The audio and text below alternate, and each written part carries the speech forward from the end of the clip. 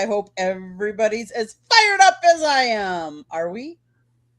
After what I went through on that last show, I don't mind giving you guys everything I've got because I have a little extra energy that I never thought I'd have after winning ugly. But hey, we get these shows out there the best we can.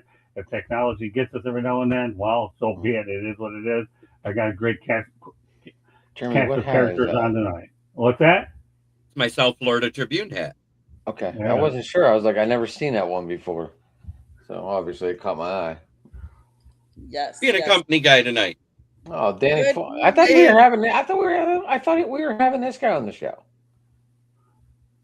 No, Okay, what's no, that? Captain Danny Fuller. Not yet, but one day, probably on the baseball show quicker than anything that we do. Hello to everybody. Hello. Good to hello, see you, hello. Yoli. Yoli, here's your theme music I missed this morning. Why? I don't. Is that for Pac Babe? Yep, that's Okay. Yoli. Yoli Cruz. Hello. CRUZ. Hello. How you doing? Hey, That's my favorite Packer fan. What? Wait, what? Hey, there's a reason. That's okay. That's okay. I gotcha. You're my favorite person. How's that? I thought I don't know. I got way too many Pack fans. I got way too many Packer fans that I know, so it's hard for me to decipher. I'm not going to pick one over another one. That's okay. You don't I mean, have I got Mark, I got Jason, I got anyone else. I got Candy up there. exactly. Yeah, I can if I can get Rip the Packer fan on. I I occasionally talk to these people still. But anyway, what's going on tonight, guys? How we doing? You know, I'm riding a high right now. I'm doing really good. My Wisconsin Badgers beat North Dakota tonight in the Frozen Four, so they're going to the finals. versus. We don't know yet. Do we call that the Oh. Frozen Dance? Is that what the final game is in hockey? The Frozen Dance? I don't know what it's called. I think it's just called the national championship. Yeah. I mean, know. right now Michigan is up 2-1 over Denver with 19-12 in the second. Oh, God, All right. Michigan blue. could be riding a high. Michigan could be riding an all-time high. So it could be another Big Ten championship then. Oh, is that why the show was quoted that way when I logged in? Well, Oh, yeah. we've had quite a few. Like if you look at the football, you look at women's basketball, UCLA, you look at Michigan taking the men's basketball. So we've won all of the Big Ten has won all of those within this last year. So yeah, that's why we're talking. Big Ten doesn't get the respect I think that we deserve. So yeah, we're talking Big Ten. We're talking There's Dustin so much May. East Coast, West Coast, and SEC bias that isn't even funny. Yes, Danny. Wisconsin is Big Ten, and they're already in. So Michigan is trying to And be. Patty Grimes says, "Don't forget water polo because they won the national championship in that." I didn't even know. Thanks, Patty. I didn't even know. Patty, how was the games out in Arizona? I forgot to ask. I haven't seen you in a while. Yeah, I'm back. I'm just trying to take care of a few other things at work on. She sent it to you again, by the way. Yeah, it's a conference of champions now. Mm-hmm. Cool. Yeah, I mean, She sent it to you again. I think Wisconsin and All right, go on, get on, move. I think the Tigers lost again today. That's quite a few in a row. Hey, there he is. How are we doing? There we go. All right, we made it work here. I'll tell you, this is the night. What's today? Please tell me this is not Friday the 13th. Because if it is, it came on the wrong day. Today is Thursday the 9th, the day where I get, almost 13 hours of sleep, and I'm getting bitten because of it now. But meanwhile, we got the cast here on today. We got the man who you'd like to take his beard, run him into the ground because he knows more about technology ever. Well, he's the last to get in, but we're glad to have him, and he's eventually going to be sponsoring the show as well. So let me just mention this. All right, Fernando, why don't you make a formal introduction to Jeremy and Adam, since obviously Jeremy was a little bit under the weather last week. And Adam, this is his first rodeo with you. Go ahead, let everybody know you were at the Final Four and you popped in on baseball. But give Adam and Jeremy an overview about you, and then Candy proceed.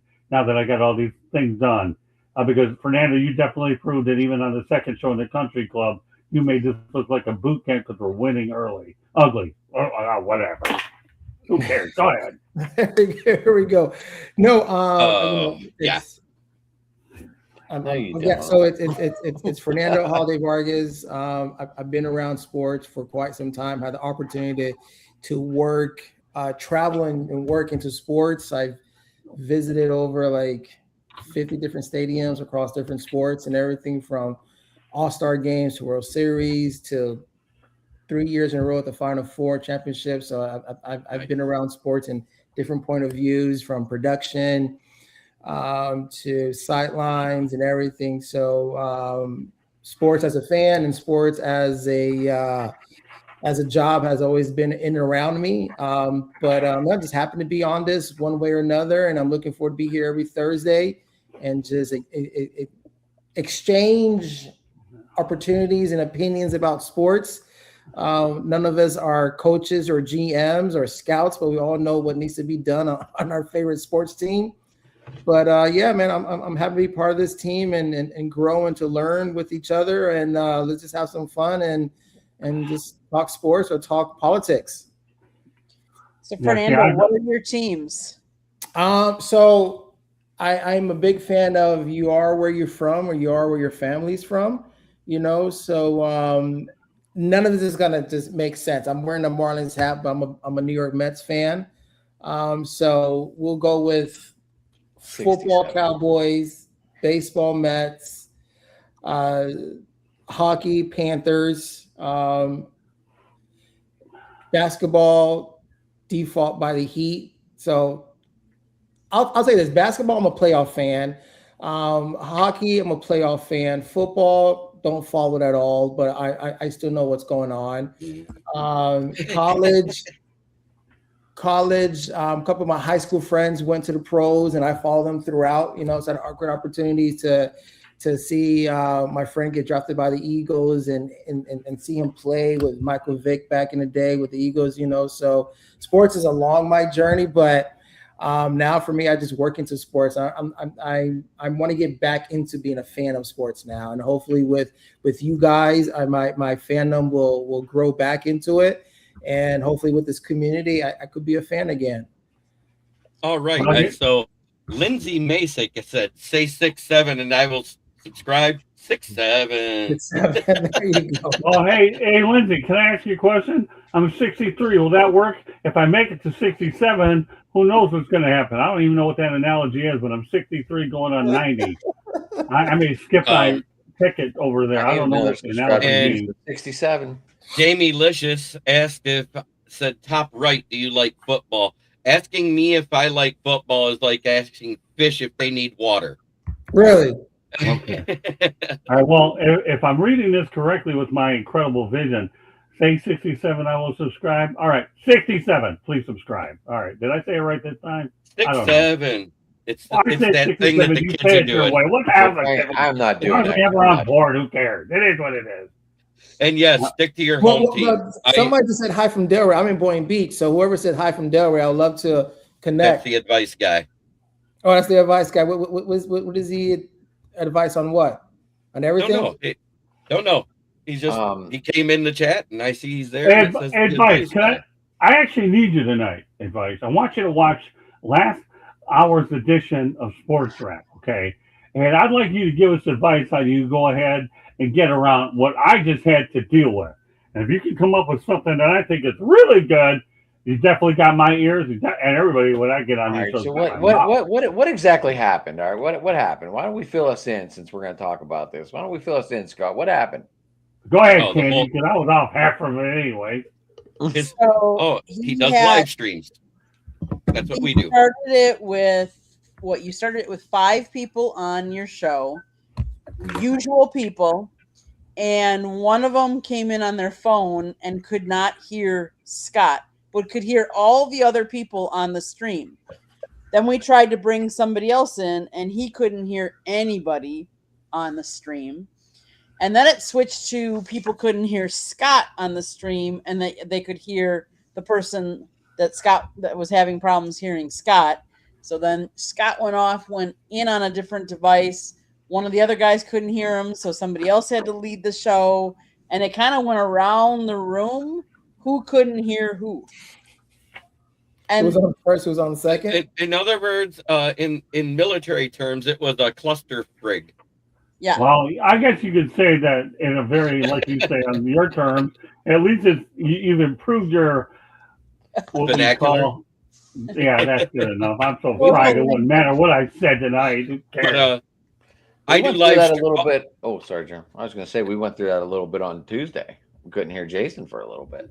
See, Right, this is why the country club's a good show. We get to air it all out, people. Not scripted. That's why Fernando fit in with this team. He couldn't handle boot camp with me, but he's in the country club. Thank God. So Don't give me that. Scott didn't give me the show notes until like late. And I want to do my research. I want to confirm I got my points. I got my opinions. I have my stuff. Because at the last show, I did mention Scott's talks on theory. Scott doesn't talk Scott. He doesn't talk stats. he talks theory. You know what I'm trying to say? So it's I just want to take it serious and have my research and make sure I'm good to go. Well, let me give you some information, brother. Number one, I'm a communications major. Communication.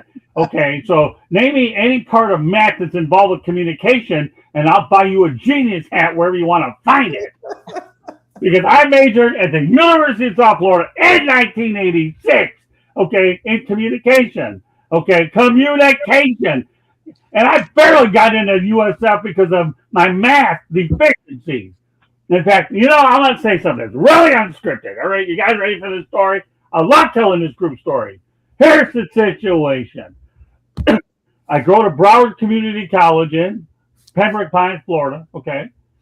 But I ended up getting I think it was a 1.5 grade point average at Florida International, and I don't know what topic it was. It wasn't public speaking, but something else. And then I ended up getting math, of all things, 2.0 for a night class. I used to take classes at night so I could get rid of all the extra garbage that you had to deal with daytime stuff. But this time I got smart.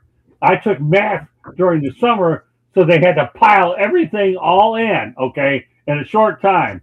Well, guess what? USF says to me, you got to have a 2.0, okay, to get in the university, and I'm prepared to move to Tampa fall of 84. Great. Can't go there. Wrong. Let's think again. So I went over to, I don't know, it was a provo or whoever a dean or whatever, whoever the hell let you in these places, okay? I said, listen, I agree that my 1.5 in the top subject I didn't know about wasn't any good, okay, and all that business. But I did get a 2.0 in math with my last thing. And doesn't that count for anything? Because you said the last school, not the one. And I swear to God, if body language could tell you everything, the guy says to me, you know what? Welcome to the University of South Florida. I found a loophole, people. But, he says to me, I'm putting you on probation. I said, go for it. What do you think happens the next term? I got 2 B's, and that was the end of that cotton picking story. I got in, winning ugly, and finding a loophole. Now, Ballrick wouldn't be surprised at this because he knows I'm always up to something, except days when I get some sleep, which isn't very often in the first place. Samir, I wouldn't encourage this practice because you're way too smart anyway.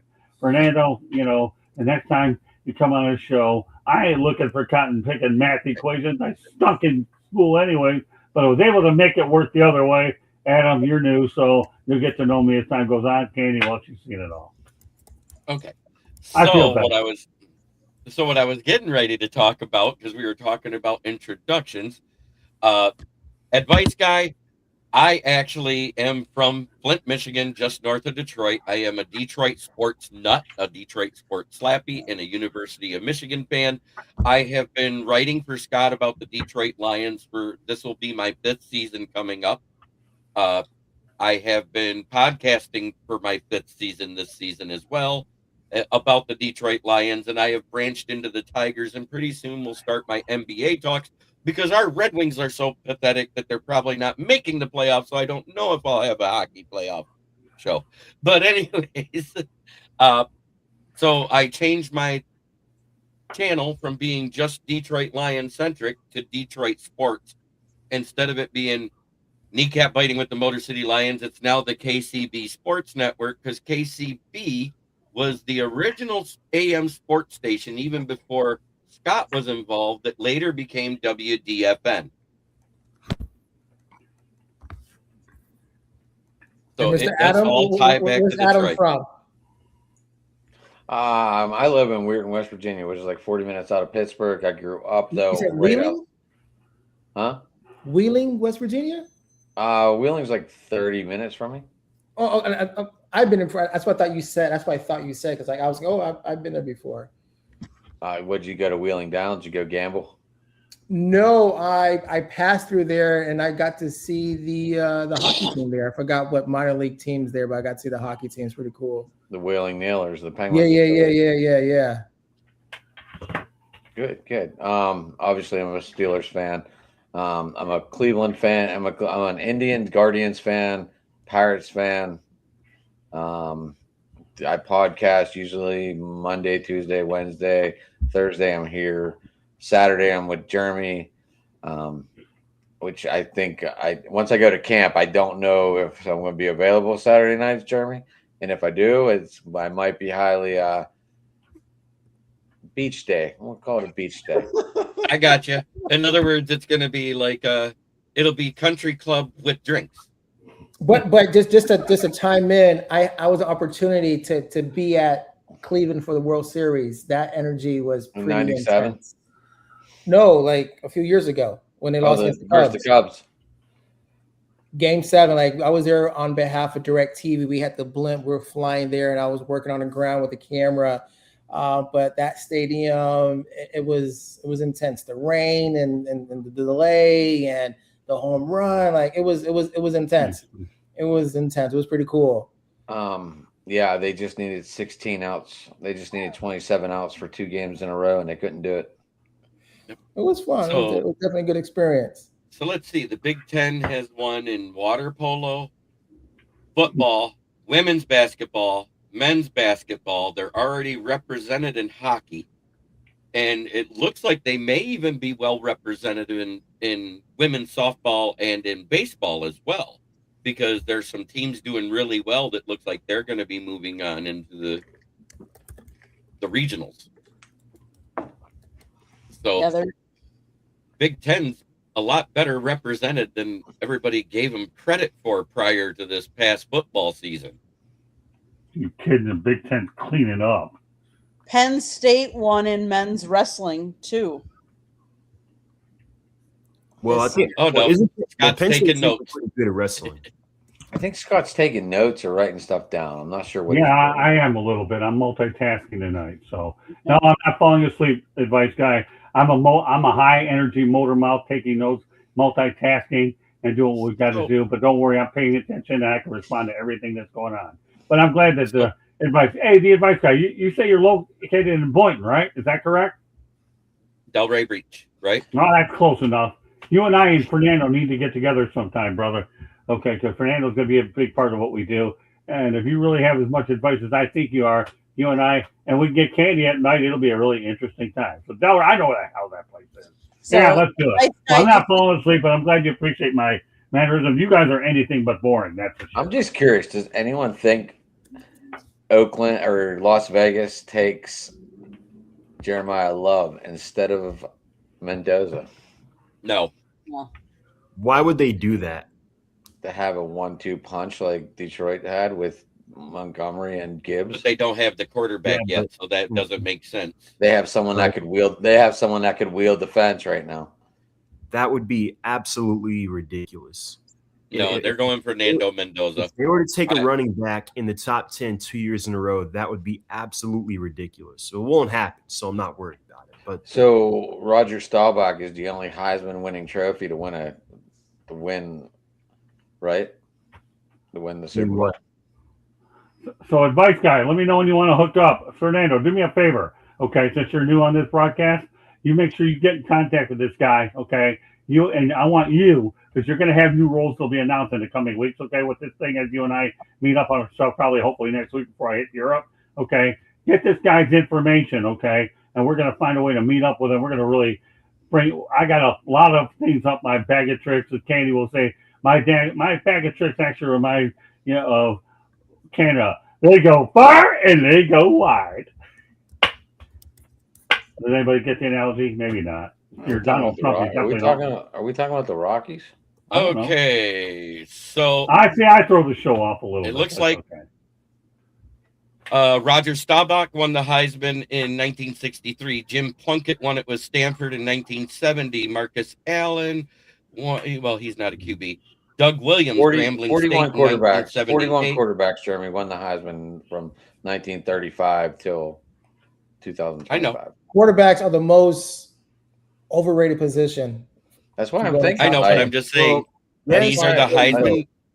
Yes and no. There's three. Because you can't win without one. No. I just don't like how they will. Not every quarterback. Again, I'm sorry. Not every quarterback is like LeBron, who go right onto the field and just throw right away. I think you can. No team is going to take a number one and run them through. You know what I'm trying to say? Like they got to put them in, too many systems, different techniques, different schemes. Very few quarterbacks succeed. Quarterbacks are guaranteed 90% bust. Like it's difficult to put all that money into a position that 90% is going to be a bust.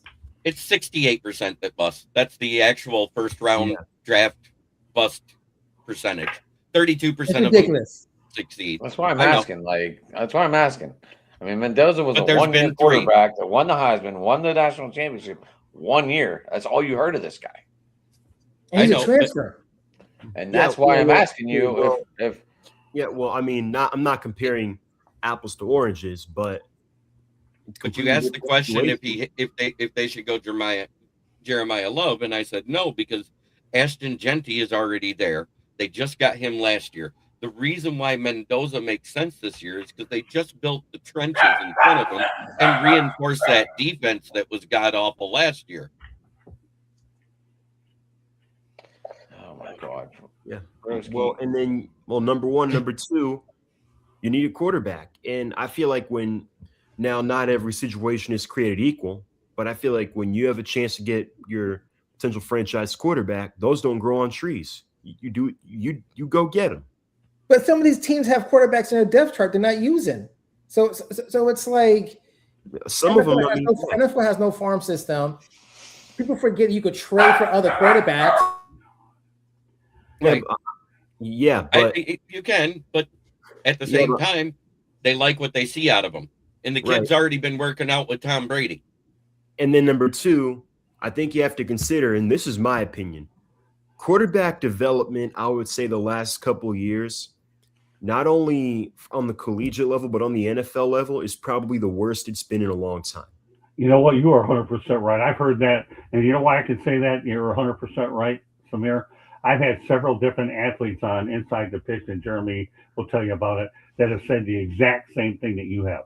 Melfar Jr., Samir, is adamant about that for sure. Yeah, look at Jeremy with that old Clint smile. That's because he's right, because he's heard these comments firsthand.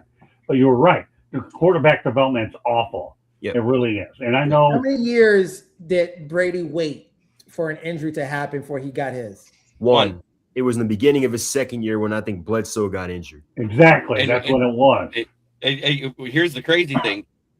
It wasn't the how many years did Rodgers wait before Brett Favre left? 3. Has that been? Yeah. See, Jeremy, you know what? There you go. So Samir, you know what? I'm sorry to interrupt y'all, but Samir, you brought up a couple of interesting points here tonight, and we've been talking about this all along. And I'm glad I'm really on this show now, so I can try to learn from the last one. But although I never will. But here's the thing. Yeah, no, don't mess with me, because I know you'll get away with it. Don't worry, I got ways to mess with you a little bit later. And you'll enjoy every bit of what I'm going to hit you with, Adam. Just stay tuned, brother. But here's the thing. Don't worry. I'll tell you, you got my attention now. I'm not writing anything down. I'll finish later. because I just all wanted it to is tell is Michael bad. Johnson that I saw his comment. That's why I was giving the thumbs up. He, Oh, good that's friend of okay. mine. It's good. It's all good. So getting back to what I was saying, and on a lot of my previous football shows, I've been saying that every quarterback should sit 2 or 3 years, no matter what. Period. At least you have to find the perfect bridge quarterback that you have to do to break these guys in. You don't put them up to fail right away. Unfortunately, all these coaches are stupid. They don't understand it and they don't figure it out. They really don't. But Samir, you're dead right. Period. What else do you want me to tell you, pal? Yeah, Okay. well, I was going to say not every situation is created equal. And to add on what you said first, you have the quarterback talent in development isn't as good as it is. And then you have every team is desperate to find a quarterback. That's how you end up with guys like Zach Wilson going second overall. Right. That's just one example. Anybody could have told you that J.J. McCarthy was not a first-round quarterback. Eddie Prather says, a.k.a. Michael Penix. The Michael Penix situation is different. The issue with Michael Penix was never his arm talent. It was his health. And that's why before the draft, he was mocked in a lot of drafts to be a projected second-round pick. But, of course, he ends up going 8th overall in what was a bizarre set of events. But that's another discussion for another day. Yeah, but you're right. A lot of times, Samir, and I just got done covering the Senior Bowl. You follow me? So I had an opportunity to talk to different people there. There's a thing between taking for need, as Jeremy knows, right? You follow me? And you take for need, and you fall in love with the guy, whether you think it's worth, you reduce it to a 50% crapshoot is what you do, or the obvious guy. But the draft is no exact science. It just isn't. Why do you think I don't really, frankly, care about mock drafts? I don't care. You know why I don't care about mock drafts? I'd rather go out here and put my comments up that I was able to get from these players and let you go ahead and figure out the player. Because here's what happens when I interview these people. Okay, and that's this. One, you get an idea for what's in their head. That's an interview, something we should learn on when it comes to interviewing. You find out what's in their head mentally, okay? Then you find out what's in their heart. And where a lot of these talent evaluators don't get it right is because they miss one of the two. But that's what you have to do. I don't give a rat's, you know what, about the Wonderlic test. What the heck does that show me? Who cares? Right. I can tell you many times when I was in high school that the people that have some of the best grade point averages do not, and I repeat, make it in college, because high school is a lot easier animal. You get to college, the professors don't care whether or not you were the best in your class in high school. They don't really give a lick. They really don't care. This is what steps out. You got to work. And you know what? When the professors get their moolah, otherwise known as money, they don't care what you did. They wouldn't care if you're the best cheerleader, you had a 3.9. Big deal. Let's get to the big leagues people, at least at the time in academics, college. Then we find out what it separates. And one other story I want to add to this, and it's still pertinent, Samir, and hang with me, guys, okay? I'll never forget the time at USF that I went out there and took an English class, okay? And this guy, his name was Professor Colonel K. All the guy did at the time, mind you, in 1985, people, I don't know how many of you guys were even alive then, but, you know, we had 24 people in our class, okay? And one of them was an English teacher. And you know what? But I got a heads up on this professor because my editor over at the Tampa Tribune had him too. So I knew what I was getting into. I was getting into a hornet's nest with this guy. So anyhow, I ended up getting a D- on my first paper. D- as a dog on my first. That was one of the highest grades in the class. Oh, this is going to be an interesting 16 weeks. I know it, man. It's going to be rotten. And we had an English teacher in the class. You know what happened? I told the professor I hate his guts. He didn't like me either. Anything surprised? No, back then I was wild as I am now at 63. But let me continue the point. I'm almost there. Hang in with me, guys. Because this is all part of the draft thing. That's why I want to bring this up tonight, because the story is timely. So hang with me on this one, please. Okay. So my next grade was a D. Well, we're getting better. At least we got the minus out of the way. D plus, C minus, B. What do you think I got for the Samir, what do you think I got as my final grade for the class, Samir? So you got a D minus, D minus, D plus, C minus, and a B minus. B minus. Okay. Well, what was my final grade, Samir? B. Hey. Fernando? C plus. Okay, Adam? I said A. I wish. Okay, it's not that. I wish after what I went Oh, through. I I'm thought going you to were say gonna. a I thought C, you were a gonna tell me you solid turned it C. around and got I- like A plus on the final, and that's where your final grade was. No, we were writing papers, brother. We weren't writing. I'm bad at taking tests. Oh, the advice guy gives me an F. Boy, you just got yourself in my doghouse. Oh, how hard it is to get out of that. Okay, all right, go ahead, Jeremy. What was my final grade? I want to know. I think it what was a kind of. C, a solid C. Candy, what was my final grade? Wasn't it a B plus? All right, you know what? Samir gets the star for the night. I got a B. Because you know what I ended up doing? See, we only met. We were supposed to meet 2 days a week. Okay, but he said, "Nah, I'll just use the other one as a conference day." I used to be in there all the time getting some information. Okay, from the guy, and he graded on improvement. That's the story I wanted to bring out in this whole story. And what you're going to see in the draft process is when you go ahead and look at the Senior Bowl, you follow me. You know, you have all kinds of different coaches, scouts, and everything, and that's what I live. Jeremy, the whole idea is get your butt down there when the time comes. Senior Bowl's an experience that everybody should get to. Samir, if you want to get there, or of course, what's his name? Fernando don't need that. That's too small of an event for him. He just goes to Final Four. But the Senior Bowl will teach him something about journalism, just messing with you. And Adam, I'd love to have you along with me. The Senior Bowl is arguably one of the events I really love doing because I've had enough contact to last me into April, which has worked out well. I just wanted to share that story so you understand evaluation and how people in that field do. And Colonel K, I told him, I hate your guts. I don't like you either, but you know what, Colonel? I love you. Hey, you know what? You're not so bad yourself because you're a great student. But I gave him a hug, and Hold on. that was the end of that. Is an experience as well too. I have my friend who went to University of Georgia, got drafted. In his senior class, I got the Badgers autograph. I got LeGarrette Blount autograph from Oregon. That was a pretty cool Senior Bowl over there in Mobile, Alabama. It's a great experience. We'll get you up there. Don't worry. I'm just messing with you right now. I've been there already. Hey, Scott, man, where you've been, I've been there too. Oh, have you? I've Good. been there too. And you want to go back? You want to go back and take pictures? Let's do it.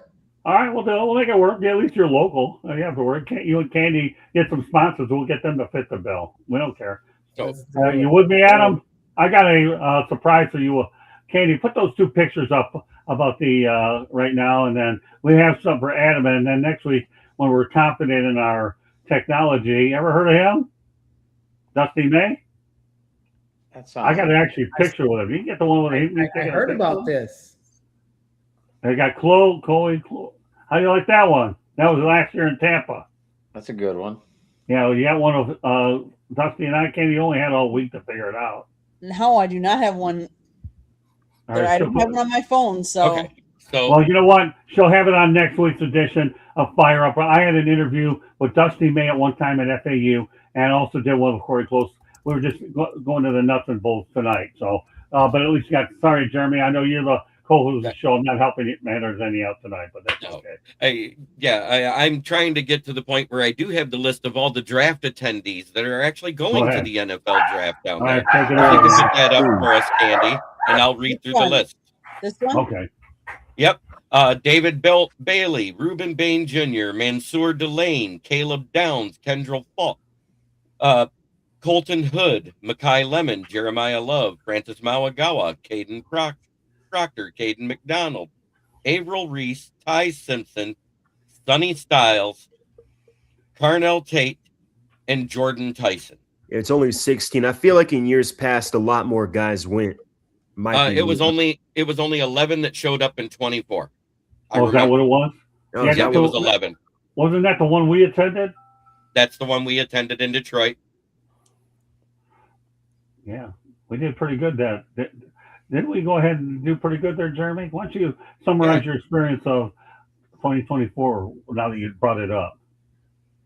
Well, at first, I sat back and listened because, I'm a Lions guy, but I paid attention. I do pay attention to the NFL. Scott heard me break down the picks as they came in when I do my because I did my podcast live while they were drafting. Right. And so I got to see him network and meet some people and do a couple interviews. And then when we were in there, And it finally came. What time was that? 11:30 when Terrion Arnold finally got up there. Right. And I tried to get a question out and got cut off. I tried to get another question out and got cut off. And I got Terrion's attention.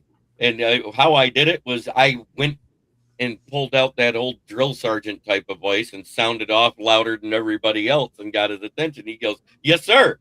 And I said, "So what did you learn during that 4 weeks that you were benched back last season with Alabama?" And he talked about the perseverance he learns, the lessons, and what he did wrong. But the big thing is that he learned is that he never wanted it to happen again in his lifetime. Hello, Mrs. Vargas. How you doing? Welcome to the big show. I see you. I'm not Ray Charles. I'm not blind. I can see it. Get in here if you're going to get it. Do it the right way. Get her in here. All right, there you go. Your husband and I, okay, Candy and you, we're going to hang out a little bit. We got a lot of things we're going to work on. So glad you made your appearance, and don't worry, you won't be the last we ever see you. How do you like that? There you go. I know how to win. I know how to go ahead and wave too. Go ahead. What else did you see? Me going out there and taking care of Mel Owens, right? I got him right away. I said a couple interviews. I can't always remember the name, Scott. Yeah, well, Mel Owens was a big fish sticker, man. We did good. Yeah, I know. And I said you had a couple of interviews, and that's how I learned how to ask a question is what I was getting at. Oh, that's okay. I like giving Jeremy a hard time. Wait till I get him to the senior. I know. I don't like it. Never mind. Huh? I don't. Never mind. Jeremy, I'll say this. He's. I always make him speechless. All I say about Ballrick, he's come a long way. He's good. He's in the book, for God's sake. If he wasn't in the book, he wouldn't. If he wasn't good enough, he wouldn't be in the book. Lessons from the Microphone, which Candy's going to give you an impromptu station break to promote it. Okay. South Florida Tribune Publishing Company published a book, Lessons from the Microphone, Tuning in the Enduring Wisdom of Visionary Leaders. It is written by Scott, the Motor City Madmouth Morganroth. Talks about his 40-plus years in the business and how the business has evolved. Go get your copy today. It's available on Amazon, Barnes & Noble, Kindle, Google, and Apple Books. There's also a link on our website, www.southfloridatribune.com. And if you like to listen to the audio version of the book, that's out there as well. If you like to listen to podcasts, you can find us wherever you get your podcast. If you want to advertise or be a guest on the show, or you can always email us at southfloridatribune@gmail.com. And last but not least, if you see that red subscribe button in that lower right-hand corner, that means you have not yet subscribed to any of the different platforms we are using tonight. We would ask that you subscribe to all of them, please. Thank you. The only reason why last year there was more at the draft than there was the year in 2024 is because there was more first round graded quarterbacks. Okay. You had the same, if you took out the quarterbacks, it was the exact same amount of people as there was in 24 last year. There was 17 there, and 6 of them were first round graded quarterbacks. So you take away the 6, it would have been 11 again. It's gone down every year since the year that Brian Branch was drafted, and that was 23. On average, it's 10 to 15 most. But that year in 2023, there was 24 of them. The year before that, there was 21. The year before that, there was 17. And the year before that, there was 13. So, it varies up and down, but the most that ever was the 2023 draft, and that's the draft where you had Michael Mayer go in the second round when he was supposed to go in the first round. Brian Branch was considered one of the best safeties in the NFL that went in the second round. That was good for you. Yeah, great for me. Do you think like these mock draft can reposition a player in a different direction? No. No, I don't think that's what it does. I think a lot of it has to do when they get into the in-depth of the character and the person off the field, because a lot of the GMs and coaches, when they talk to these guys during the 30 rookie personnel visits of who they're interested in, you can tell who they want because the cream rises to the top, and the other ones you just don't even hear them talk about anymore. Out of that 30, you'll hear about 15 names they want, and 15 you never hear again. So before Mahomes, Kansas City was not a top market. No, No. but they were still a good team as soon as they got Andy Reid. But like, could he have done the same success in a high traffic market, LA, New York, Texas, Pittsburgh? Like, could the same thing? Could Josh Allen be in the same position? And because Buffalo's in its own little zone over there, could he have gone to a different team and have the same success? Or some teams really brings out the best in that player? Well, I think that what helped Pat Mahomes the most was having Mike Kafka and Andy Reid that year backing up, because Mike Kafka is one heck of a QB coach, and he was in the Andy Reid stable that year and worked with them and because everybody said he was a system QB and he had a whole bunch of fundamental issues that was wrong with how he threw. And that's why he fell to Kansas City in that draft. He was considered a second or third rounder by most of the draft pundits, and he went in the first round to Kansas City, which shocked everybody. I think it was 17 he went. Yeah, the Chiefs moved up, went and got him. Right. So they moved up to 17 to get him that year, because if I remember right, they were in the AFC Championship with Alex Smith the year before. Right. No, they had lost to Tennessee in the wild card. Oh, the wild card. Okay. They won their division. They won their division, but lost in the first round. But still, they were up there and they moved up. Mm-hmm. Because and then, did anyone see the Cowboys trading? Some teams hang on to their quarterbacks way too long. Yeah, well, I think so. And I think that's the hard part, because as I mentioned earlier, a long-term starting quarterback, or maybe even a franchise quarterback, those don't come around very often. So it kind of feels like when you feel like you have your guy, it's like you got to stick with them until the wheels fall off. Like, for example, Tua. You got, there are a lot of people that think maybe the Dolphins stuck with Tua maybe a year too long. Well, I'll give you that one. Nah, the coach is crap. The coach was wearing leggings, Wait. Hold it. Time out. Time out. That's a problem on both ends. Number one, Tua should have been drafted there in the first place when you had Justin Herbert in front of him, who was a way better quarterback. And number two, the Dolphins, to me, remind me of the Hatfields and McCoy. All they do is fight with each other. They're the most dysfunctional organization on the planet. So both of them are responsible for the debacle that Jeff Hafley has now. Tua, we'll see what he does in Atlanta. He's your problem now, Samir, not the Dolphins. Dolphins have no equal. It's like saying the team that picked before Buffalo shouldn't have taken Josh Rosen, right? Oh, yeah, well, and I was going to add on to what Jeremy mentioned. I think it also depends on on the organization the quarterback ends up getting drafted to. Like Josh Allen, for example, was the ultimate hit-miss prospect of his class. And like, for example, like I see Jets fans talk. I'll get back to that. Like I see Jets fans complaining about we passed on Josh Allen and got Sam Darnold. Josh Allen would have been a bust if he had gotten drafted by the Jets. Here's another one. What if the Bears didn't draft Mitch Trubisky and they drafted Patrick Mahomes and he had to be thrown to the Wolves year one? Would he be that good? There's that thing. They allowed him to develop that year for a reason. They said he had mechanic issues. They said he had decision-making issues. He was in an air raid system. As a matter of fact, it was the last year that Cliff Kingsbury was the coach at Texas Tech before he became the coach of Arizona. It's a great point. It really is. Again, being in the right situation at the right time is key, and that's the thing. I mean, the reason why the Chiefs landed Patrick Mahomes is Andy Reid and company. Their scouts obviously were high on him, looked at enough film.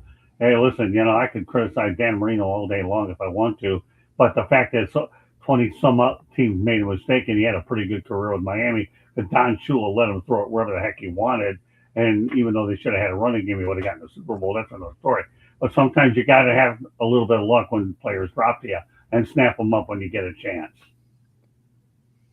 Miami wouldn't draft him a wide receiver if he paid him. If Cleveland had drafted him, he probably wouldn't have worked out either. Nobody worked out.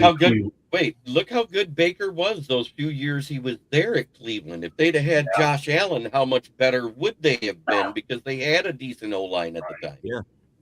So, you got to go look both ways there, because Josh Allen, the only thing he needed to work on was decision making. That was his biggest problem.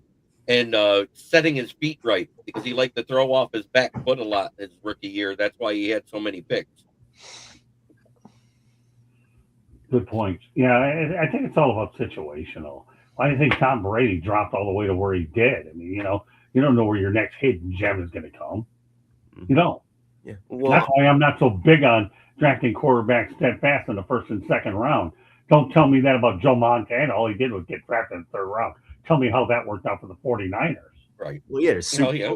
I don't want to discredit him, but he had that's because he's from Western PA. He did have a super team. Exactly. He was playing with a bunch of Hall of Famers. Well, a lot of great quarterbacks came from Western PA, didn't Jim Kelly? Well, that's what happens when you're coach good. They had Bill Walsh. Come on. So what? The guy drafted in the third round. Yeah, it worked out well. He with everybody he had around him and everything else. Wow. All you did, Jeremy, was validate my point. Thanks. You have Bill Walsh. You picked a guy out of Notre Dame. Notre Dame hasn't won anything anyways in years. But Joe Montana rewrote the record books and obviously appeared in Super Bowl 16 at the Pontiac Silverdome. I mean, give me a break. That's what you're talking about. Some of these guys got to land up in the right places. Yeah. 100% is why Brady dropped. Yeah. Funny thing, Daniel Jones, Sam Darnold, everybody gave up on him. They go to a different system, different coaching, and they excelled. Remember, nobody wanted to. I mean, you can add Geno Smith to that list as well. Geno Smith didn't start for almost a decade from when he left New York, and then he got his gig in Seattle, and he got the turnout with the Raiders. Again, nobody works out there either. No, that's because nobody works out with Chip Kelly. What are you talking about in the NFL? Exactly. There you go. Yeah, that's why he's back in college. Maybe he can. He works at Northwestern, trying to turn journalists into football players. I think that's what he's at now, isn't he, Jeremy? Wait. I want to put that comment up by Dom again, because I actually know the slowest 40 times, and Tom Brady's 40 time was not that slow. You want to know why? Because I know that the fifth slowest time in the NFL Combine is a 5.86, and the slowest 40 time is a 6.06. So Tom Brady ran a 5.12, which is slow for a QB, but it's a QB who's a pocket passer. You don't expect him to be anything. Well, I think another example you can use is Drew Brees. Remember, he didn't play well initially. They draft Phillip Rivers, and then he has a shoulder injury. The Chargers basically dump him. Gave up. Sean Payton takes a chance on him, and he's a Hall of Famer. Yeah, what you're forgetting, though, is Nick Saban wanted him in Miami, and that led to his early exit out of Miami, and he settled for Joey Harrington. Go figure that one out, Samir. Put the pieces of that one together. Yeah, the Joey Saban wanted him. I thought was going to kill it. Joey was my favorite quarterback in NCAA and playing college football on a game. I enjoyed. I agree with you. Well, hold on. You want to go that far? I saw Joey Harrington hold it, destroy Arizona, and I gave the play-by-play because I was covering the Lions and the Arizona Cardinals over at Sun Devil Stadium at the time, and I gave the actual thing and told my buddy Bill, I won't mention the last name, here, look what Joey Harrington did last night. And Bill took the stuff, and the Lions ended up drafting him. It didn't work. I was 0 for 1 when it comes to picking a draft pick. It didn't work out. But the only reason it didn't work out was because Joey, is the coaching that he had around him that ruined him. It wasn't him per se, because I think Joey Harrington in the right situation, his situation would have turned out far better than it did. But then you have like Troy Smith of Ohio came out as a quarterback and excelled as a receiver. The slowest 40 time was Regis Crawford, an offensive lineman. Other remarkably slow times was Isaiah Thompson, who ran a 6 second, Teron Dorsey, who ran a 5.99, Palani Mason, who ran a 5.86, or an Orlando Brown Jr. that ran a 5.85. So there's your list. All right. All right, just to give you a preview a little bit on fire of what we're going to attempt to do next week is I got Coley, the UCLA basketball coach, have a good soundbite we're going to put her on for next week, and we're going to track up some Dusty May stuff as well when he was at FAU. I had a chance to work with Dusty for a couple of years, and it was good. And also, God willing, we'll be able to get some baseball stuff on there. I want to get Miles Straw on here as well. I know there were some people that like this guy, so Candy's gonna work on that tonight. The only thing that held us back on the technical stuff was what we had previous before, but those are some of the things that y'all can look forward to next week on Fire Up. So the only other thing on the NFL I wanted to point out is that I actually did something I never did before. This is my first year doing it. I did my own top 25 prospect list. These are my rankings. They are not reflective of any other pundit out there. Number 1, Avril Reese. Number 2, Fernando Mendoza. Number 3, Jeremy Love. 4, Caleb Downs. 5, Sonny Styles. 6, David Bailey. 7, Francis Mauagawa. 8, Ruben Bain Jr. 9, Mansour Delane. 10, Makai Lemon. 11, Kenyon Sadiq. 12, Jordan Tyson. 13, Carnell Tate. 14, Monroe Freeling. 15, Vega Ione, because I am not going to try to say that first name. 16, Jermad McCoy. 17, Caden Proctor. 18, Akeem Messidor. 19, Spencer Fanu. 20, Dylan Dieneman. 21 is Emmanuel Pregnon, the guard out of Oregon. 22 is Emmanuel McNeil Warren. 23 is Avion. They did 26 of them because it doubled the 22 for some reason. But 22 is Avion Terrell. 23 is Denzel Boston. 24, Omar Cooper Jr. And 25 is Kendrick Bolt. So it's technically 26 there. Pretty good list there.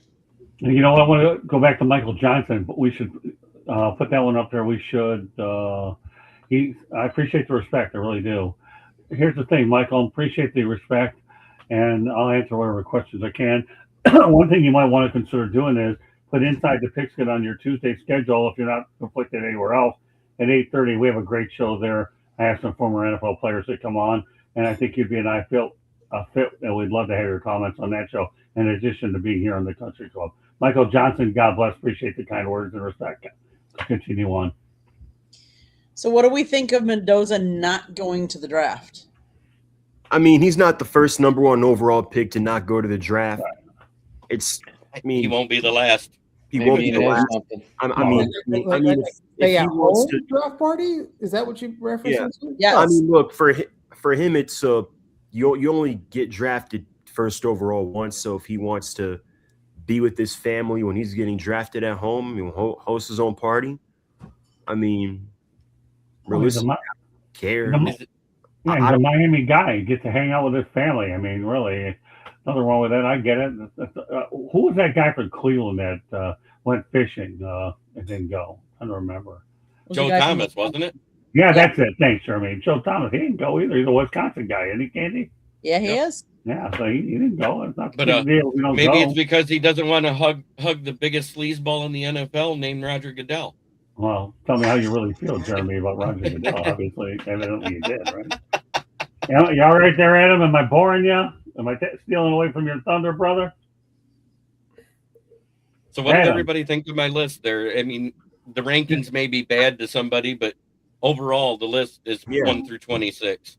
Do you agree that they may not be the right order, but do you agree with those are the top 26 prospects right now? Yeah, definitely. And I think it's going to be fascinating where everyone ends up, because I think it was Jordan Schultz who mentioned earlier that you're going to see potentially a lot of movement, a lot of action on draft day, especially day 1, where teams are going to be trading up, trading down.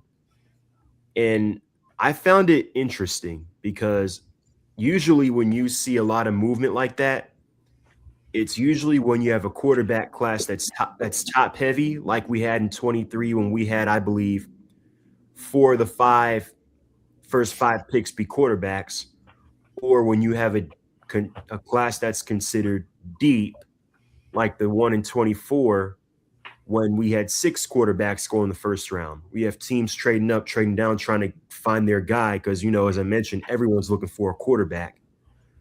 So, but there are a lot of solid prospects. It's not very top heavy, but there are some solid prospects, especially on defense. I was looking. There are some guys at edge They're guys at corner, linebacker, and especially at offensively at wide receiver. Now, there's Yep. not that surefire number one guy, the Justin Jefferson, the Julio Jones, the Jamar Chase, or Malik Neighbors from a couple years ago. But you got Carnell Tate and Mekhi Lemon. That's basically your 1A, 1B, in my opinion, in this draft. In the second or third round, that can start potentially on day one. Even Denzel Boston is decent. And I'm telling you, Jeremy, anybody you put with the Miami Hurricanes on there, you're not getting an objection from me, right? Well, Carson Beck was visiting Pittsburgh last week. Oh, was he? Yeah, they like him. They like him in a third or fourth round. You know what, Adam? I think that definitely is something that it would intrigue me. That he's one of those guys that in the third or fourth round with the right coaching from McCarthy is a very safe pick for him. I would definitely like that move if he wound up in Pittsburgh. I still think we go with Will Howard. That's my opinion. Well, you're still going to go with him anyways. But back to that Cowboy comment earlier, I think they trade both their first round picks and try and trade up into the top 10 to get that lineman they need. Hey, Candy, make sure on next week's show you get a little bit comment on Ruben Bain in there as well. These guys are going to salivate when it comes to what I had to ask them. I got 3 or 4 good questions of the Ruben Bain, and hopefully y'all will enjoy some of the Ruben Bain comments on him. It was an interesting game, the pro day. And then I caught an opportunity at the very end, and Ruben was fantastic. See, I'm giving this poor girl a lot of work on her show, which is supposed to be laid back. But we have some good hay before draft day. That's why I'm trying to appear on more of your shows. Well, NFL, I'll come out occasionally, but now we got Fernando in there. That's okay. He's going to fit in with y'all really well. I'm probably going to be at the draft on that Thursday. Oh, yeah? Okay. Okay. Are you covering it, or are you just going to go? I think I'm just going. I'm going to hopefully going to be able to hang out with someone being flown in by the Niners. So we'll see how that works. What was that crash? Okay.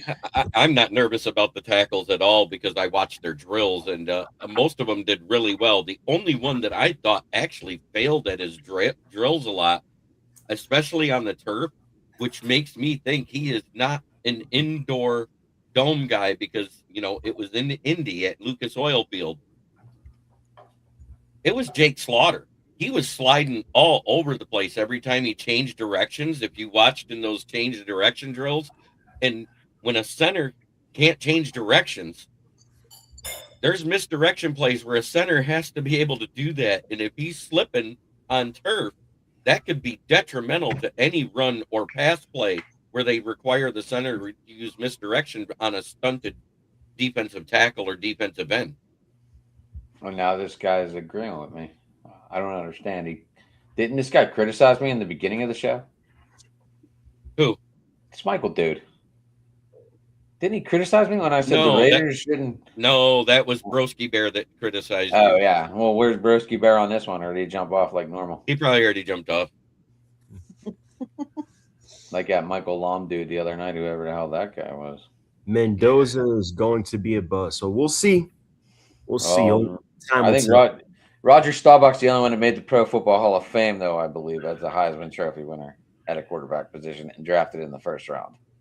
Peyton Manning didn't win the Heisman? Nope. He didn't win the Heisman? No, he lost out that year. Who was that? It was the kid out of Oklahoma that won it, wasn't it? Or was that the year that the linebacker out of Washington won it, Brian Bosworth, that beat him out? Was it Couch? Eric Crouch? Eric Couch? Didn't play one snap in the NFL. They still won, I believe. Was that it? They said only 3 QBs that have won the Heisman, because I looked it up, and that was Jim Plunkett, Roger Staubach, Jim Plunkett, and Doug Williams. They were the only 3 Heisman winners to win a Super Bowl. Yeah, that's right. He is the only Heisman-winning quarterback to be in the Hall of Fame. There are only 10 Heisman winners in general in the Hall of Fame. I did not realize that. That's an interesting point by Michael, though. Cousins is an insurance policy. I don't know. So watch that story. I agree with Michael on this one. That's why I brought up that opening question right away. And apparently I've got a lot of heat for it. Wow, it's an interesting storyline. Michael, I'll pay attention to this here, man. There's a little bit of substance behind what you just put out there. I think the key to this whole thing is how Clint Kubiak can go ahead and develop is what I think his quarterbacks. But you know what? Now Michael just threw something out there. I'll probably pay a little bit more attention to. Peyton lost against Charles Woodson. Yeah, Charles Woodson. Yeah, that's what it was. He was a pretty good player. Mr. Detroit guy. Yeah, I know. It was a long time ago. Oh, that's Shared my title. out. Mm-hmm. Hey, I can't help it. I forget some things. You know, you are talking about what 30 years ago. I thought the third. Oh, go ahead, Mendoza. Or who was? I thought the 30 at 30 when Charles Woodson and Peyton or Tom Brady were hanging out at Brady's house doing the 30-30 on that. That was pretty funny. The duck roll, whatever that 30-30 was called. Yeah. Mm-hmm. Okay, guys, let's focus. Let's shift our focus a little bit. How about NBA playoffs are going to be starting not too far down the future here. Who's in, who's not, who do we like? I think the East is especially wide open. I think it's anyone's conference, and it's kind of hard to tell who's going to come out of the East. You've got Detroit, the number 1 seed. You've got Boston, but I think Tatum's health and their depth isn't as strong as it has been in the last few years. Who's the third? You've got the Knicks. I think with their size, and if Brunson is on, they can make noise. And then, like, even Cleveland, and on paper, they have what you want or what you need to make a deep playoff run. But bottom line is you can't trust James Harden when it comes to playoff time. And a backcourt of James Harden and Donovan Mitchell. Now, credit to Cleveland, and Cleveland, they do a good job of staggering those two. So that way there's not an instance of teams just zeroing in on one or the other and hunting them every possession down the stretch. But I just can't trust James Harden come playoff time. Is that because they're going to predicted to play the Hawks? Well, our issue is that, well, I was going to get to the Hawks in a little bit, is that we're undersized. Number one, we're undersized, and it showed in our last 2 losses against the Knicks and the Cavs. So I don't know about the East. And then about the West, I think at this point it's between OKC and San Antonio. Now, San Antonio obviously gave OKC a run for their money all season. They swept them, as a matter of fact. But if I were to make a prediction, I gotta go with the number 1 seeds. I gotta go with Detroit, and I gotta go with OKC. Now, a sleeper team, if everything goes right, Cleveland, if Harden actually shows up in the playoffs, could make some noise. How did Golden State go in? I'm just Googling it, and they're not doing well. Under 500. The thing with Cleveland is they can either make a run, or if they get a team like Atlanta in the first round, they can end up going home in the first round. Well, at least you hope, right? The issue with Atlanta is that they're undersized. I am so with this Michael dude. I like it. I'm not putting on my but I don't. Yep. I like I said earlier, I would go with Jeremiah. I love to have the 1-2 punch in that backfield. That's just me. I know we're talking basketball, but the Timberwolves. Okay. I think it could come down. There's 2 teams that I think are dark horses in the West, and I think it's San Antonio's one, and the other one's the Denver Nuggets. Oh, definitely. Because their playoff basketball is at a different level. OKC, yeah, they showed up last year. I want to see them do it again before I just go ahead and crown them. But SGA has proven he's pretty darn good there for OKC. And in the East, I think it comes down to Detroit or Boston. And my dark horse is your Hawks. We'll I see. just, the way they're playing, but as you said, they're on the smaller size. They tend to get out physicaled against the teams that have power bigs. That is what I see with them. But if they get that fast tempo going and don't turn the ball over, they're a different team. Yeah. Well, yeah. Again, the two things concern me about the Hawks. As you mentioned, the lack of size. And then we also got to figure out how to close against these teams. Obviously, Jalen Johnson's the man now in Atlanta, but I think he's still growing into that role. But he's got to develop as a closer. The closer right now for us is Nickeil Alexander-Walker. But I feel like, thing about this is that, say what you want about Trey. Trey would have won that game last night. I'm just letting you know right now. Trae Young would have won that game last night.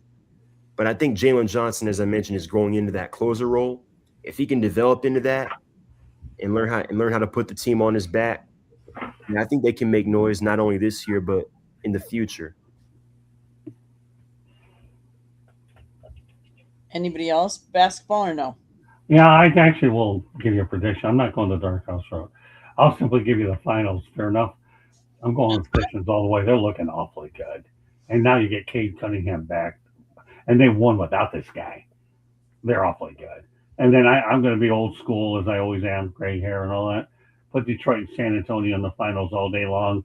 And then you have then you're going back to the Larry Brown era and Tim Duncan. Detroit, San Antonio in the finals all day long.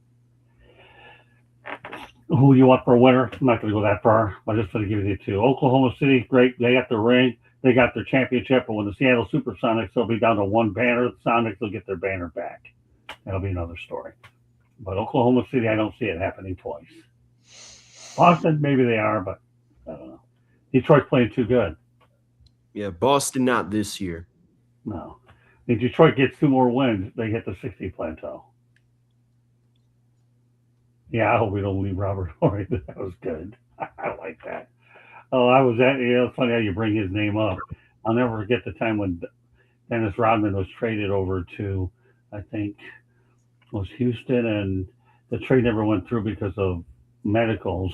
And that Robert Horry, and I can't remember who the other player was, they were sent back to Houston. It was too bad because Horry was a heck of a player. I'm drawing a blank on that one, but Robert Horry was one of the players that was involved in that trade. They were, and amazingly, I was at the game, and they were in street clothes, but unfortunately they went back to H-Town. Okay, let's shift our focus over to MLB. Let's talk about what your team. What do you guys feel about the ABS system? I like it. It's been a hit. It's been a hit. I like it. I love it. I think it's fixing a lot of problems that we have seen with inconsistent strike zones. It's been able to fix some pretty glorified bad calls that even on the base paths lately. So it has given the player power. It gives the pitcher power too, because if he sees that he made a strike and the guy calls a ball, hey, use it. Well, more importantly, it holds bad umpires accountable. It holds the umpires accountable. Yeah. Because now we're going to get to that skinny about who actually calls the correct balls and strikes better. Yeah. I'm ready for all robots, Dom says. Yeah, Sabaruki's back in here. Are they keeping it for playoffs too? I heard they might be. That's still up in the air. They're trying it out for the regular season, and if what they're saying is that if they got all the guys that make the correct calls all the time judging, guess what? They don't need it as much then, because if you got somebody. If it's to where they got guys that are 90% accurate or better, then they won't need it as much in the playoffs. Because that's going to be the cutoff now that they're using the ABS. I I just can't wait till it's a 3-2 count in the bottom of the ninth of the World Series, and we got to go to ABS to see if it's a ball or a strike. Yeah, I'm with you all the way there, Adam. I really am. That's an excellent point. The only thing I'll say about the ABS system is growing on me. If my co-host on 108 Stitches Baseball Talk, Barry Foote, says he's starting to like it, then I'm going with my man Barry. And for those of you that don't know about 108 Stitches Baseball Talk, I have Barry Foote, former New York Yankee, and he's played in the game a lot, as well as Warren Brewster on there. I'm waiting for Adam, okay, to come on that show to hang out with Barry, and that's something we're going to work on, Adam, right? At some point when we get back from Europe, because I've already talking privately to you about Barry, so we got to get you on Monday night even for 15, 30 minutes, all right? I'm working on it. I'm working my angles. Adam, you got to just work with me, all right, brother? I'm here. I know you are. I'm here, Okay. but I hate all this heavy ass. Oh, work is just kicking my butt lately. No, it's okay. Well, we're glad you're on here hanging out. I'll keep coming on these from time to time, but Candy and all you guys are doing a great job. Go ahead, Candy. Done. So what I find interesting is obviously if you don't know the rules are each team receives 2 challenges to start the game, and only batters, pitchers, and catchers can challenge a call. If the team wins the challenge, they can keep challenging. Okay. If a team challenges incorrectly twice, it loses its challenges for the rest of the game. So here are some of the numbers going so far. As far as batters challenging the ABS, there's one player that's challenged 4 times. He has been successful all 4 times. Really? Yes, Ivan Herrera. Marcelo Zuna, 3 challenges, 3 successful. Mark Vientos, 3 successful. Aaron Judge, twice, both successful. And I can keep going down the list because there's a whole bunch of them that have been successful.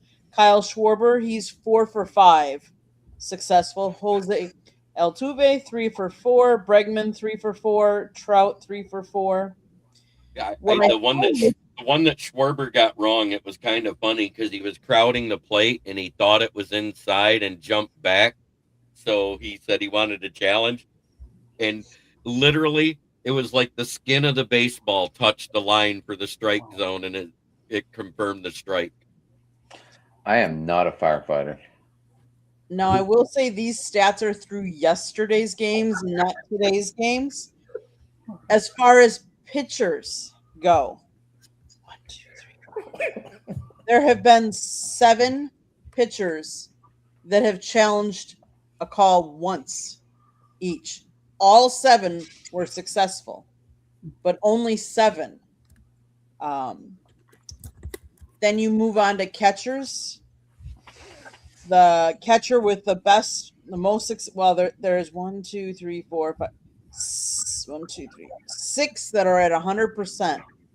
But JT Realmuto has challenged 5, and all of 5 were successful. Mitch Garver is 4 for 4. Rafael Marchin, 3 for 3. Danny Jansen, 2 for 2. Adley Rutschman, 2 for 2. And Jefferson Quero, 2 for 2. And then it goes down. Yeah, that CB Buckner, he's really good at this game. Yeah, right. I know where you're going with it. That's awesome. Yeah, I'm with you.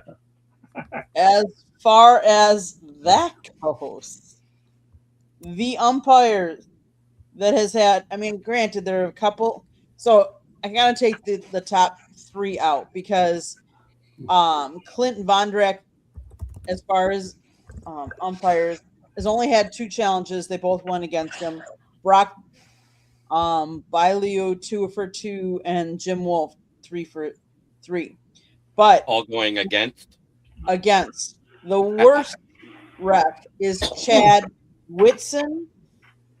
He was challenged 11 times, and 10 of them were overturned for a 90.9%. Wow, that's incredible. And Go ahead. Ever of night when your stats are really doing some damage. These are. Andy Fletcher, he's 15 for 17, wrong. Chris Segal, 14 for 17, wrong. And yes, when we go to CB Buckner, because I know that one's been out there, 7 for 9, wrong. So 77.8% of the time he's wrong. I do think versus that the ABS.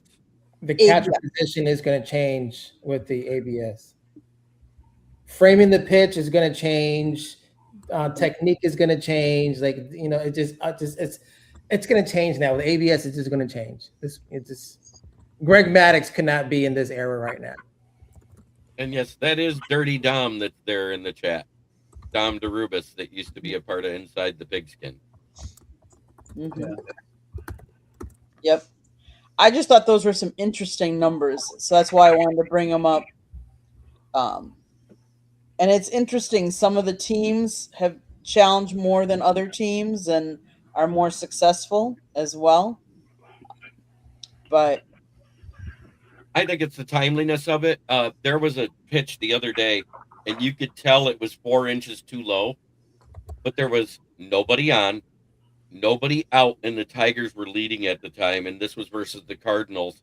And there was a ball that almost hit the plate before it got to the catcher. And the umpire went up with a strike to strike out Kevin McGonigal. And he goes, and the catcher looked at him, he goes, "You're not going to challenge that?" He goes, "Why? What good is it going to do? It's just going to get me on base for the next guy to get out."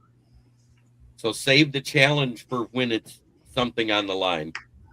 Exactly. You know what, Jeremy? That's an excellent point because I see some of them are being used in the first and second inning. Unless you have to do it early, wait till the latter part of the game. Now, if it's like the first out and you got a man on second and third and it's a 3-2 count and they call you out and it should be a ball, heck yes, I'm calling all right, that's a different argument because that's the man in scoring position that gets you home.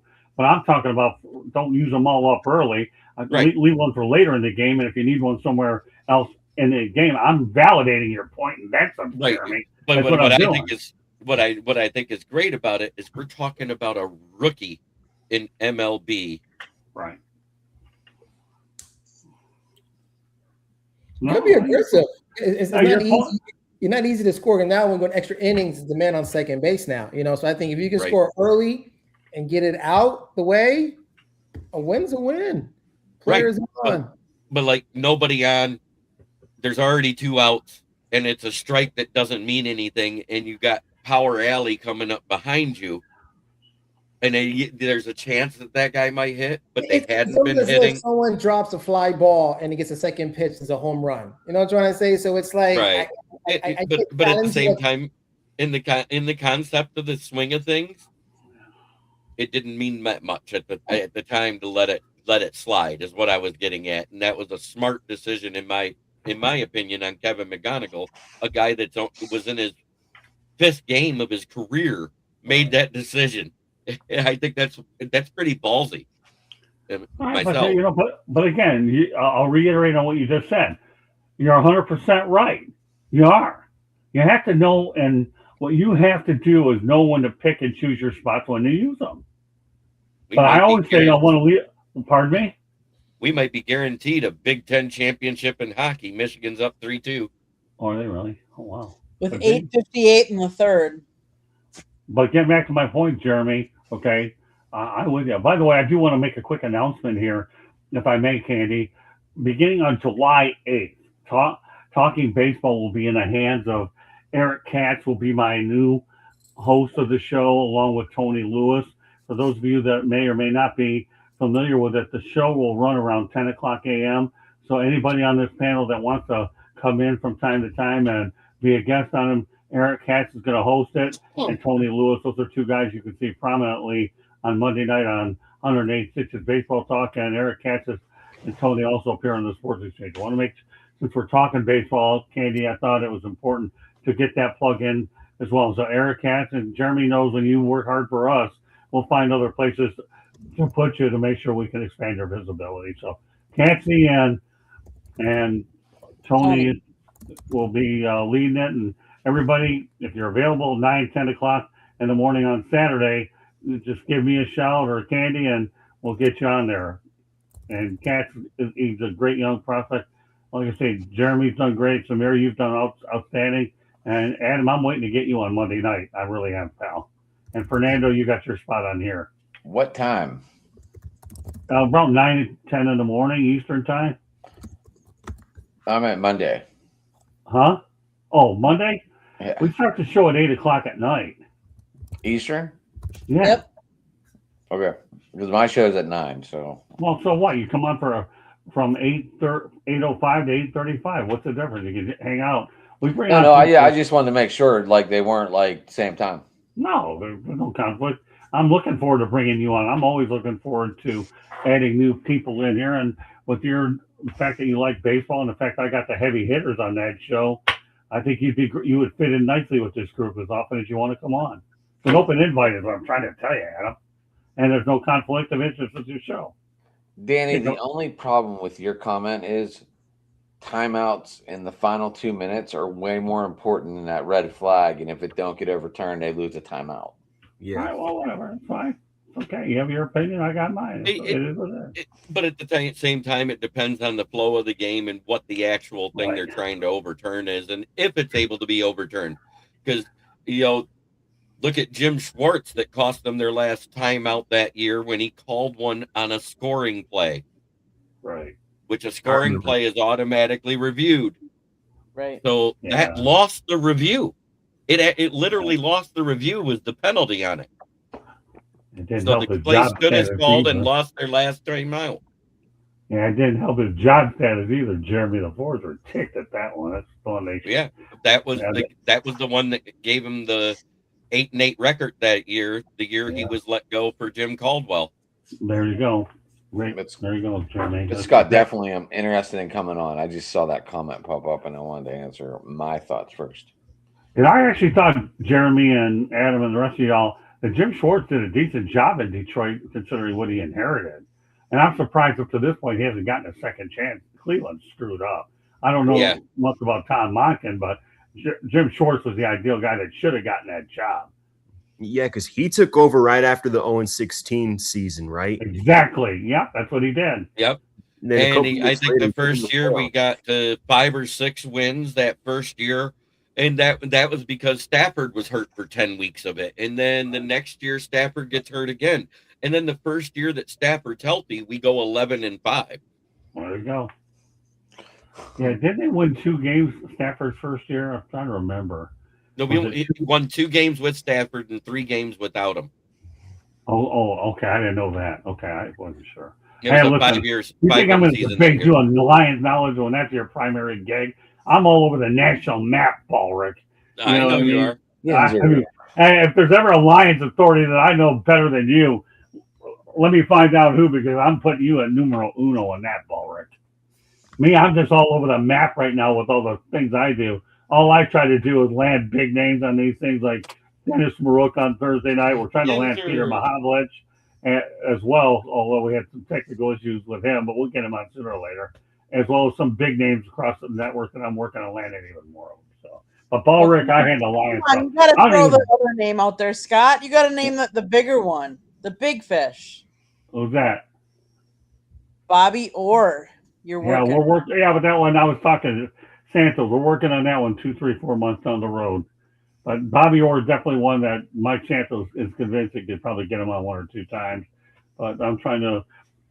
But that's a big fish we're working on. I'm working on a lot of big names as I continue to go ahead. And I'll be stepping back a little bit for some of these shows as I find the successors so that I can work on the inside and the admin stuff. But I'm not in any hurry to do that. But I'm finding people that are going to go out there and take my place if I need a night off once in a while. And I found it in Cody Speak tonight in hockey. And, of course, Eric is going to do his thing and Tony on Saturday. Everybody's got a shot. Jeremy co-hosts with Candy. I mean, come on this show. Man, he's done a tremendous job with it. I think it's time for my turn. Okay. And Adam, I'm going to let you start out. Gotcha. Well, I was excited. Connor Griffin got his contract, so he's going to be here for at least 9 years. Have Penguins or Pirates just lost their 5-game winning streak yesterday, and they lost it in dramatic fashion, 8-2. Let's see. Penguins with the win tonight clinched their playoff spot with a 5-2 win over New Jersey. Then we have obviously the draft. Steelers are having numerous players in, and I hope they go wide receiver, but that's just me. And that's where we're at in my town. Samir. So the Braves just had a 4-3 road trip at Arizona and at the Los Angeles Angels. I would say the highlight of the road trip was, they had a fight on the former World Series MVP Jorge Soler for the Braves in 2021. He hit the home run, 3-run home run over the train tracks in Houston. Was hit by Ronaldo Lopez earlier, was an accident. Next at bat, Ronaldo Lopez goes high and inside. He doesn't like it. He charges the mound. Jonah Heim, catcher, did a horrible job protecting him. Well, break the whole play down first. I mean, this goes with the throw over the back, the stolen base, looking like nothing's going on. Then all of a sudden, he throws high and inside. Goes to the backstop. They steal a base. They try to throw the guy out at second. He's safe. And the next thing you know, I see Jorge Soler and Ronaldo Lopez just throwing punches. And then Walt Weiss comes out of nowhere, and Walt Weiss and one of our backup shortstops comes out of nowhere and tackles Jorge Soler. So he gets a 7-game suspension. Ronaldo Lopez gets a 5-game suspension. He's only going to miss 1 start. What else? The Hawks have lost 2 in a row, 2 pretty winnable ones against the Knicks and the Cavs. They've got the Cavs again in Atlanta tomorrow night. Donovan Mitchell's out. Jared Allen's out. And I think they've got a couple more guys out. So the magic number for the Hawks is 1. If they win one of their last 2, they lock up a top 6 spot for the first time since 2021. Or if they get one more loss, since the Sixers lost tonight, they need one more loss from both Charlotte and I think Orlando. But they're better off just taking care of their business tomorrow night and winning. I'm happy. I'm actually happy for Steve Holman Sr. He's going to get more than cover regular season games. Good guy. Yeah, for the Falcons, starting right tackle Caleb McGarry, surprisingly but also unsurprisingly, retired. He signed a 2-year, $30 million deal last offseason. Missed all of 2025 with the season-ending knee injury suffered in training camp. And at age 31, he is following a trend of quite a few offensive linemen this offseason and decides to hang it up early. They signed Jawan Taylor immediately after. So good luck to Caleb McGarry. We wish him the best. Good luck to not getting called for false starts with Jawan Taylor and his leg twitch. We just had a whole year of that with Elijah Wilkinson. So, and now that he's not a Chief, he'll be called for it. Oh, he doesn't have that Chiefs tax either. So, right. Fernando, what's happening in your town?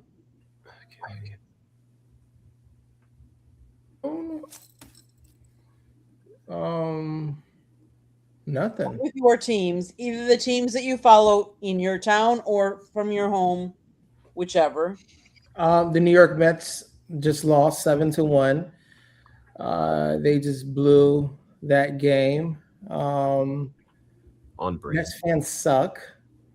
It's weird. I follow the Mets and I'm in these group chats on Facebook and everything, but the Mets fans is just I don't know. It's I keep my distance. They get in that Subway Series mindset. No, it's like the Mets fans think like they're owed something. It's 7 games into the season. I think Met fans are not baseball fans, and I do think that some fans are not fans of the sport or not fans of the leagues in general. You know, like it's just it's just they complain about some random stuff and it's just there. But other than that, other than following the Mets, I don't know anything else about any other sport. It's baseball season right now, so to me, it's all baseball. Since the WBC, I'm following more Colombian players across the league. I found there's another Vargas in the pros, so I'm following him now. He's a first baseman, I think, of the Diamondbacks. So I'm following that. Other than that, I think that's pretty much it. I'm playing a trip. A good friend of mine, he's the head linebacker coach at Rutgers University, so I'm planning a trip out there to go visit him. Other than that, I think that's pretty much on my schedule. Jeremy.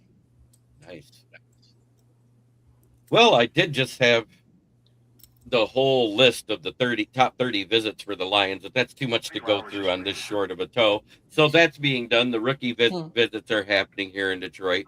Cade Cunningham returned to play last night and was in form already, doing 25 minutes and scoring over 20 points with almost 10 assists. So he got right back to his double-double average. And I'm quite sure it's just so they can get him in game shape for the playoffs with 3 games left when they activated him. And that's smart.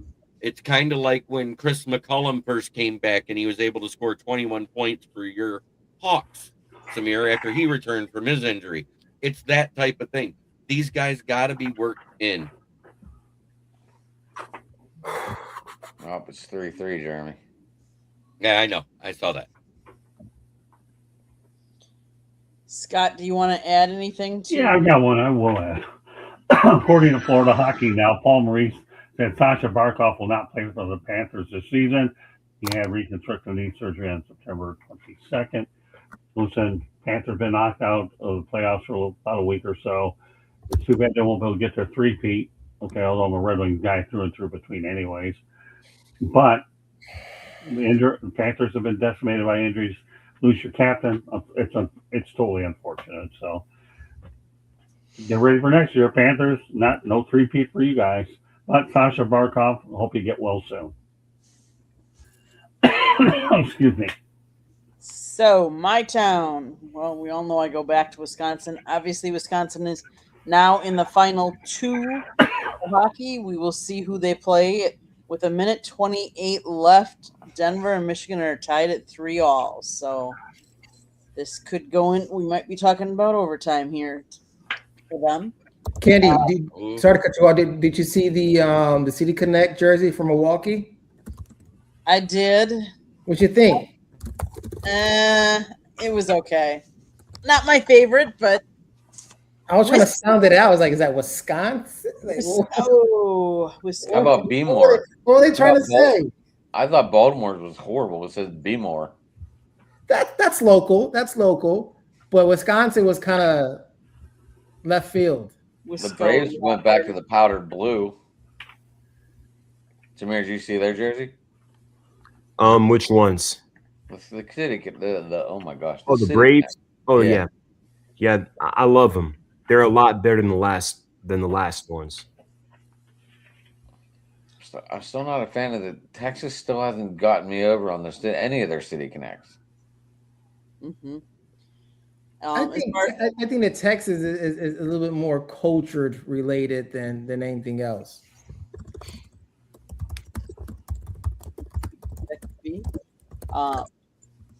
As far as the Bucks, I think you are seeing the last of Doc Rivers. He has said that he has 8 grandchildren, and he's kind of tired of not, going to their schools and spending more time with them. So I think this will be the end. It'll be interesting to see who the Bucks will hire. It'll be interesting to see what happens with Giannis. This could be ugly. I don't know.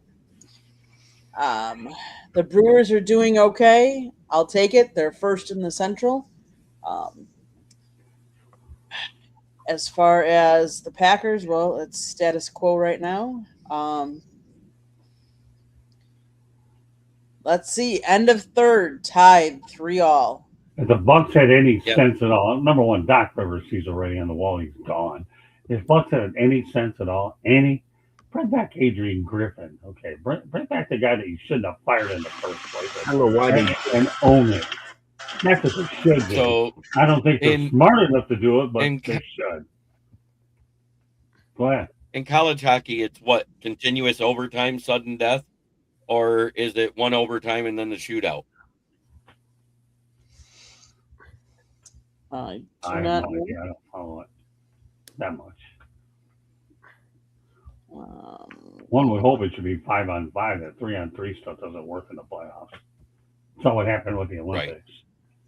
I wouldn't do it. You need to go 5-on-5. I don't mind 3-on-3 in a shootout, but 5-on-5 is the way the game should be played. Oh, no question about it. Oh yeah. Now, Overtime if it ends up rules- 5-on-3. Overtime rules in the NC2A men's hockey tournament are similar to other postseason formats in which teams must play in endless 20-minute periods until a good goal is scored. Okay, There are good. no shootouts in postseason NC2A bracket games. Well, that's what the NHL does. Good. At least the colleges got that part right. NHL does the same thing too. Right. There's no, That we there's no just said, shootouts. There's no shootouts in hockey. not for in the the playoffs. You're right. Any other topic anyone wants to bring up? No, I'm pretty much done for the night. Okay, with that being said, Samir, how can people find you? You can find me on here every Thursday night on Fire Up. You can find a lot of my content on my X account, which is displayed below. And you can find a lot of my writing content on the South Florida Tribune's page. Thank you guys for tuning in. I'll see you next week. You bet. Candy, right, you can fit in another station break too at the end if you want to. I will. I let everybody else. Fernando. Yeah, Samir, you're great. I'm proud of you, man. You've done a good job as a writer and as a broadcaster. Good stuff, pal. I'm one of your biggest fans. Thank you. Welcome. Fernando, how can people find you? Holiday Vargas on all platforms, but hopefully being on this channel every Thursday, there'll be more coming out of me. And then again, like I said in the beginning, the fandom will come back, and I think being around this group of people would drive a little bit more energy towards me. So I think I would like to start challenging myself to produce more content on my pages. So at Holiday Vargas on all cross platforms. Well, I know one thing, Fernando. Welcome to the show, and you're a great addition to the Country Club and Fire Up. I know that. You and I will be meeting in person probably within the next week or so I can autograph your book, which you are, by the way, in it. Okay, so Fernando and I will be getting together soon in person, and I'm glad you're out. We found an industry on Thursday night with this group. You're going to fit in great. Can't wait. Adam, Same here. how can people find you? Well, it was nice meeting you, Fernando. Samir, good show as always. You can get me at Sports Talking It on Twitter. You can get me at Driving to the Top Productions. Monday, baseball. Fans of the Diamond Talk. Tuesday, Open Sports Mic. Wednesday, Steel City Sports Talk. Thursday, right here. Saturday with the guy up there. More breaking.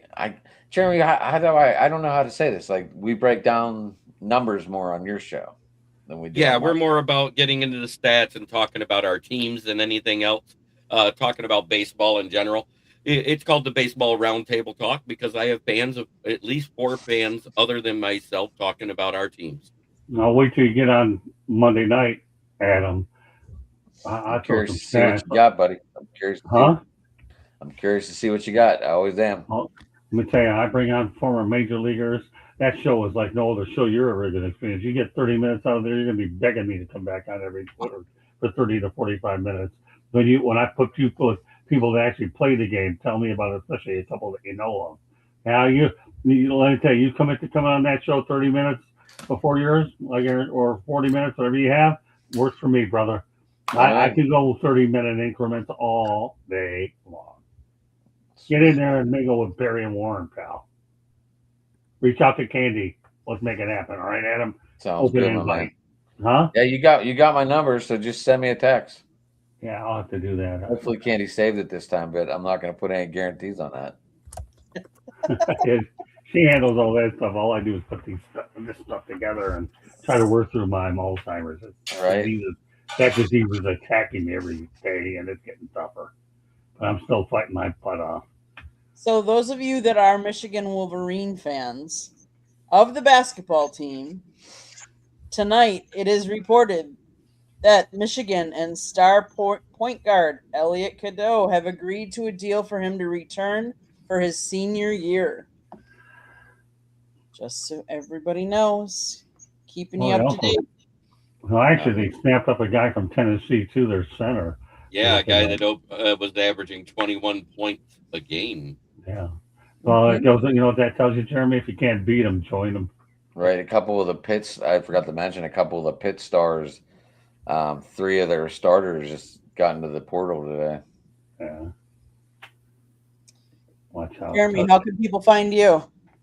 Well, you can find me right here at the South Florida Tribune channel every Thursday night on Fire Up, and occasionally wherever Scott decides to plug me in if I'm feeling up to it. Exactly. You can also find my writings on the SouthFloridaTribune.com underneath the contributors' writings, underneath the Motor City Tribune heading, where you will see all my writings about the Detroit Lions. And then you can find me on my channel, which is the KCB Sports Network, where I am live 6 out of 7 days of the week, unless I'm a guest on Sunday, and then it's all damn week long. Yeah, You can find Ballrick in the book too, right, Ballrick? Page 155, paragraph 3. I knew you weren't going to forget that. Just make sure you don't forget it in your final feel like you did tonight. I had to remind you. No, you didn't have to remind me. I'm in. Oh, that's okay, Ballrick. I'm just busting your chops because you made it for the whole show this week. Jeremy's not reading his page yet. Yeah, you have the page down and everything. Good stuff. But Jeremy. Oh, yeah, but right good. The way I like to end this show before she does the station break to close us out is try every day to be a better person than you were the day before. It's the only way to make the world a better place. It starts right here. Amen, brother. With that, South Florida Tribune Publishing Company published a book, Lessons from the Microphone, Tuning into the Enduring Wisdom of Visionary Leaders. It is written by Scott, the Motor City Madmouth Morganroth. This is the book that Jeremy was talking about. He was telling you what page his name is on inside the book. Scott wrote it. Got to read it. It's available on Amazon, Barnes & Noble, Kindle, Google, and Apple Books. There's also a link on our website, www.southfloridatribune.com. It's also available in audio format, so go get it on the audio if that's your cup of tea. And if you like to listen and audio is your cup of tea, we put all of our podcasts wherever you get your podcasts, so go check it out. If you want to advertise or sponsor a show, or you want to be a guest on one of our shows, you can always email us at southfloridatribune@gmail.com. And last but not least, if you see the red subscribe button in that lower right-hand corner, that means you have not yet subscribed to whatever channel you're viewing this on, because it's being streamed to 3 different channels right now. But we would ask you to subscribe to all 3 of the channels, if you would please. Everybody here is sharing their time, so please go out and help them out as well. If you like to listen to baseball Monday nights, 108 Stitches Baseball Talk. If you like to talk football Tuesday nights, Inside the Pigskin. Now Wednesday night, put it all out there, right, Scott? You never know what he's going to be talking about. He does a Motor City Madmouth show. And then he does Sports Exchange, and the topics are all over the map. Yeah, and when I say that literally. Like he talked about Russia and Japan last night. You got to go listen to the shows. Just tune in. And I come up with stuff so incredible. What do you make this show? It's that wild and bizarre. Go ahead, Cam. And then preceding this show is the Sports Wrap, which is either soccer or hockey. And it just depends on what guests he's got lined up for each night. And then, of course, the Country Club, the Fire Up. So turn on your notifications so you're always notified when any of the programming goes live. You don't want to miss any of it. And last but not least, I would like to thank everybody that has been in the chat room tonight. Well, we've had quite a few. Thank you all for tuning in. And next week, we'll be back. Same time, same channel. Thank you. Have a great week, everybody. Thank you so much. Thank you.